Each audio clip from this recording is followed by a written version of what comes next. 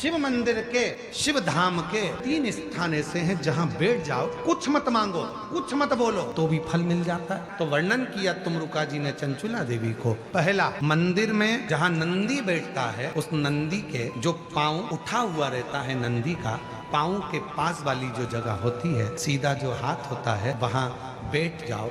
भले कुछ मत मांगो, थोड़ी देर बाबा का दर्शन कर लो, श्री शिवाय नमस्तुभ्यम कह लो, ओम नमः शिवाय कह लो, कुछ भी नहीं मांगोगे तो भी भोलेनाथ तुम्हें खाली नहीं भेजेगा। दूसरा, जैसे ये शिवलिंग है, ये जलाधारी है गोल, ये पानी जहां से बहकर जाता है, जहां से भी बहकर जा रहा है, आपको उससे मतलब नहीं। जलाधारी के ठीक विपरीत दिशा में, उत्तर में पानी बह रहा है तो दक्षिण में आप बैठिए। ये जलाधारी जिस साइड बह रही है उसी ओर मुख कर कर आपको इधर बैठना है, इधर मुख कर कर शिवलिंग की ओर मुख कर कर। ये दूसरा स्थान बताया। ये जो स्थान है, ये माता लक्ष्मी का स्थान है। ये जो स्थान है, कुबेर का स्थान। ये जो स्थान है, सारी सिद्धियों का स्थान है। ये वो स्थान है जहां बैठकर आप कोई मंत्र भी नहीं पढ़ोगे, कुछ बोलोगे भी नहीं, बैठने पर ही आपको फल की प्राप्ति होना प्रारंभ हो जाती है।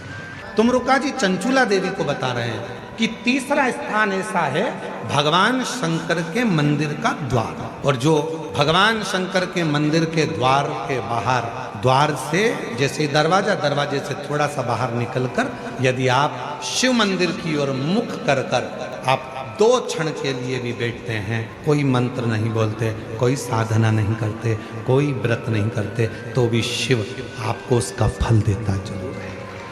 जगत की जितनी बेटियां हैं, जगत की जितनी माताएं, जगत की जितनी स्त्रियां हैं, जगत की जितनी नारियां हैं, उनसे निवेदन करूं, शिव आपके साथ में है, बस आप उसको भूलना नहीं। थोड़ा सा तकलीफ आती है, पापा को फोन किया जाता है। थोड़ा सा दुख आता है, पिताजी को फोन किया जाता है। थोड़ी सी तकलीफ आई, पिताजी को कहा जाता है, पिताजी को फोन किया जाता है। थोड़ा सा दुख आया, पिताजी से कहा जाता है। निवेदन है, वो भी आपका पिता है। जब जिंदगी में थोड़ा भी दुख होना, थोड़ी सी भी तकलीफ, एक पत्र है, अच्छा है,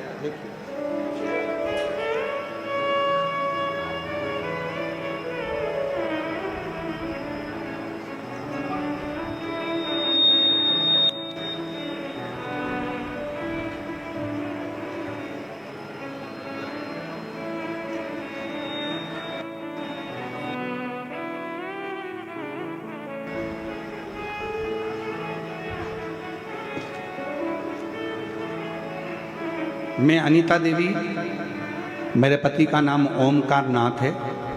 मैं बनारस से आई हूँ, बनारस की रहने वाली। कहीं बैठी हो, हाथ हिला सकती हैं। बनारस से आ जाइए, बेलपत्र ले जाना, पीछे से आ जाओ। मेरा मोबाइल नंबर यह है। बाबा मैं क्या वर्णन करूं। मेरा विवाह 8/2/2015 में हुआ। बाबा, डॉक्टरों के अनुसार मेरी ओवरी में गठान थी, जिसके कारण मुझे बच्चा नहीं हो सकता था। पिछले 9 सालों से कई डॉक्टरों को दिखाया। 9 सालों में कई डॉक्टरों को दिखाया। डॉक्टरों का कहना था कि दवा खाते रहिए, गठान गल जाएगी, पर दवाइयों का भी मुझ पर कोई असर नहीं हुआ। कुछ डॉक्टरों का इतना भी कहना था कि आप कभी बच्चे नहीं हो सकते। मैं हार मान चुकी थी। तब तक 7 से 8 वर्ष बीत चुके थे। उसके बाद मैं अपने मायके गई। सभी लोग वहाँ आपकी कथा सुनते थे।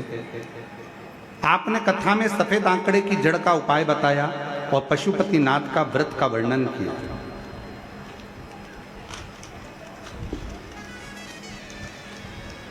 व्रत के बारे में बताया। मैंने पशुपतिनाथ का व्रत 2 बार किया। सफेद आंकड़े की जड़ का प्रयोग 2 बार किया, असफल रहा। फिर भी आप कथा में कहते हो कि फाइल अगर मोटी है तो थोड़ा पढ़ने में समय लगता है, हिम्मत मत हारना। मैंने भी हिम्मत नहीं हारी। फिर तीसरी बार मैंने वही उपाय किया और मेरे ससुर जी प्रतिदिन शिव मंदिर जाते, मैं भी एक लोटा जल चढ़ाने के लिए मंदिर जाना प्रारंभ कर दी। मंदिर में झाड़ू लगा देती, पोछा लगा देती, बेलपत्र से बाबा का श्रृंगार कर देती।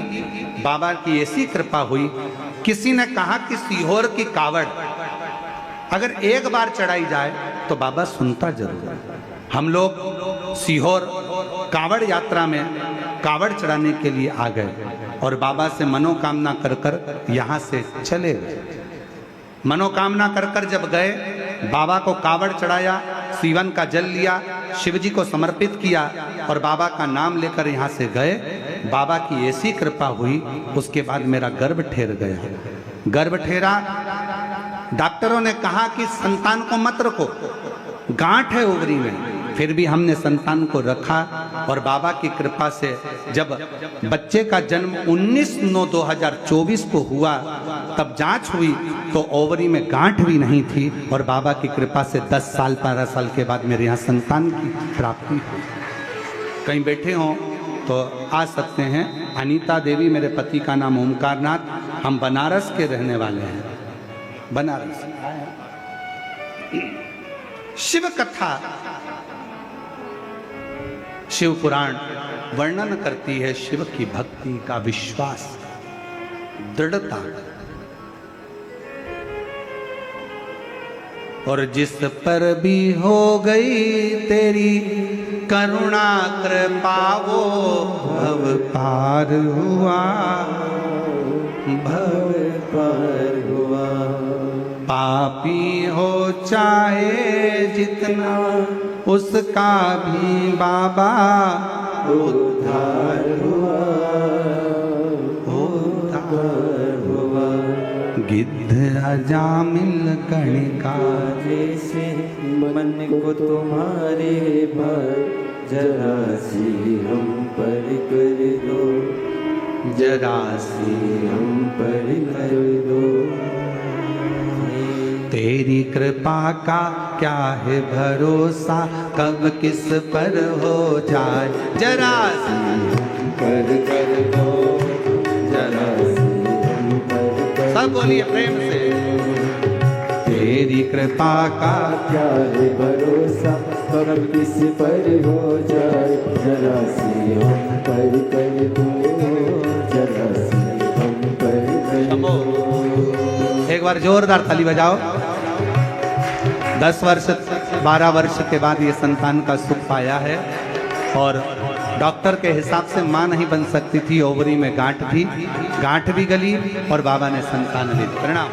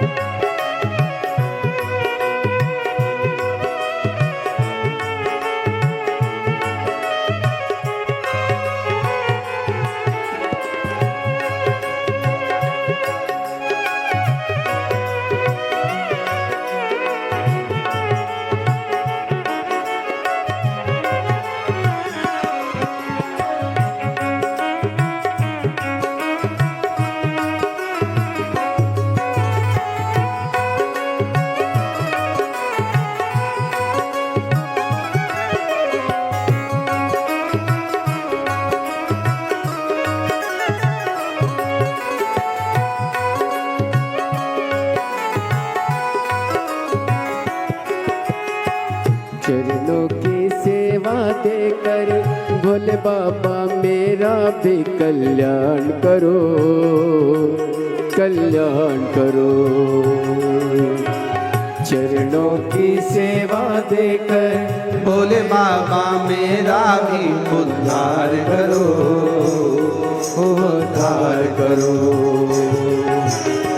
सुना है दिल का आंगन, आंगन में आकर विश्राम करो, विश्राम करो। सुना है दिल का आंगन, आंगन में आकर विश्राम करो, विश्राम करो। सुने दिल के दर्द को समझो, सुने दिल के दर्द को समझो, प्राण निकल ना जाए जरा सी हम पर कर दो, जरा सी हम पर कर दो। ओ तेरी कृपा का क्या है भरोसा, कब किस पर हो जाए, जरा सी हम पर कर दो, जरा सी हम पर कर दो।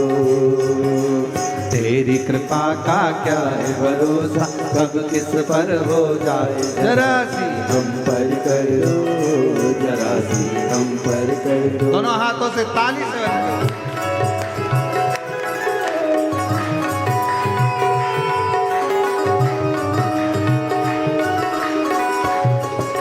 शंभो।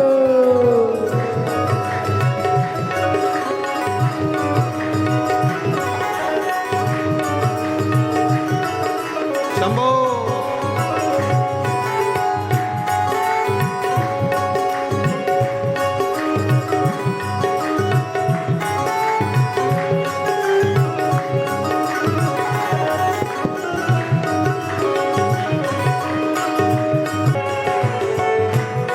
शंभो। जिस पर भी हो गई तेरी करुणा कृपा हो, भव पार हुआ, भव पार हुआ। जिस पर भी हो गई तेरी करुणा कृपा हो, भव पार हुआ, भव पार हुआ। पापी हो चाहे जितना उसका भी बाबा उद्धार हुआ, उद्धार हुआ। पापी हो चाहे जितना उसका भी बाबा उद्धार हुआ, उद्धार हुआ। मिल गणका जैसे मिल गणका जैसे मन को तुम्हारे भाई, जरा से हम पर कर दो, जरा से हम पर कर दो। तेरी कृपा का क्या है भरोसा, कब किस पर हो जाए, जरा से हम पर कर दो, जरा सी हम पर कर दो, जरा सी हम पर कर दो, जरा सी हम पर कर दो, जरा सी हम पर कर दो, जरा